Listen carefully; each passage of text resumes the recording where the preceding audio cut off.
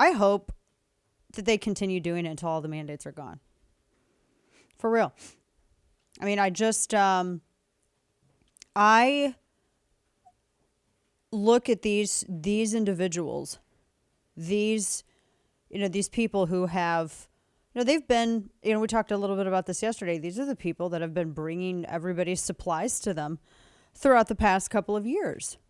These are good people, right? They're not, the only violence has been perpetrated against the truckers. And they built a bouncy town. They've been playing hockey. They've been cleaning up the areas. They've been doing everything. And they're doing, when the government shuts you down, it's okay. But if people go around and they're burning down buildings as part of BLM and Antifa and they're doing all this other stuff, that's all bad. But if some dudes park their trucks, oh my gosh, they park their trucks. So I saw this story, sidebar. Did you hear how he said Ottawa? Yeah. He said it a little differently. I picked that up. And it rolled differently. I thought, I guess that's a Canadian thing. Ontario's declared a state of emergency. Their Freedom Convoy drivers now can be fined $100,000, jailed for a year, have their trucks seized, licenses revoked. Biden told Trudeau to get even tougher. I tell you, Justin Trudeau disappeared, and then people told him don't bend the knee, and so he's like, okay, and he came back with somebody else's spine. That's what happened. That's what this is. So apparently this administration told him to use its federal powers. You know what happens if you did that in the United States? I'd be on the street with you. I would actually spend the money to go and get a giant truck just to block traffic. I am not even kidding you. I would walk into the dealership. I need the biggest truck you have. And then I would want that, and I'd block traffic. Just so crazy. So the White House told Trudeau's government, use your federal powers and the Freedom Convoy. That's not freedom. Not freedom at all.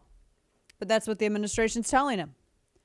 The Ambassador Bridge between Detroit and Windsor, it's North America's busiest international crossing.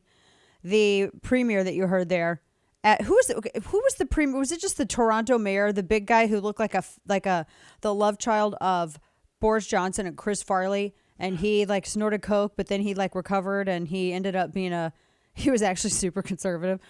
You remember who was that guy? I thought it. Yeah. Well, their premier asked courts to freeze donations on truckers on the Give Send Go. And Trudeau accused the drivers of hurting businesses and the economy. Again, it's I can't tell if you're talking about yourself or talking about the truckers. If you end the stupid mandates, then, there wouldn't be an issue. Even if you just ended the mandates for truckers, maybe that'd be better. But if you ended the mandates, which have not done anything to mitigate anything, then maybe this wouldn't be an issue. I hope that they hold their ground. And I honestly, when I hear people that I got aggravated because there was a friend of mine who was saying that, well, this is going too far and they need to stop this and it's going to interfere with trade. Oh my gosh. Now this is the time you would bring out that Jen Psaki treadmill line. You know what? These people would have not been the ones that would have been helping the Patriots with the tea in the harbor. This is where it gets pretty black and white. So I hope they hold their ground. I don't care if I don't get my oatmeal. I don't care if I'm not able to get my ice cream that I want. I don't care if I'm not able, you know what we'll make do?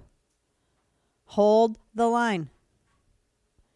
And if they tried that here, if we have a Freedom Convoy here and the administration tries any of this stuff, that's when you will get people out in the streets. I promise you. No, that's not a threat. It's a promise. You'll have people in the streets if you arrest truckers and do all that if they try this stuff here. Especially after people were just being let out of jail after burning down entire city blocks in how many states for a year and a half with all the riots, the mostly peaceful protests. It just blows the mind still. That you had so much damage from progressive protests, but some dudes park their trucks and they lose their minds. Oh my gosh. They parked their trucks. They told us that the riots in 2020 were all right. The looting's okay. They're looking for bread. Oh my gosh, they parked their trucks.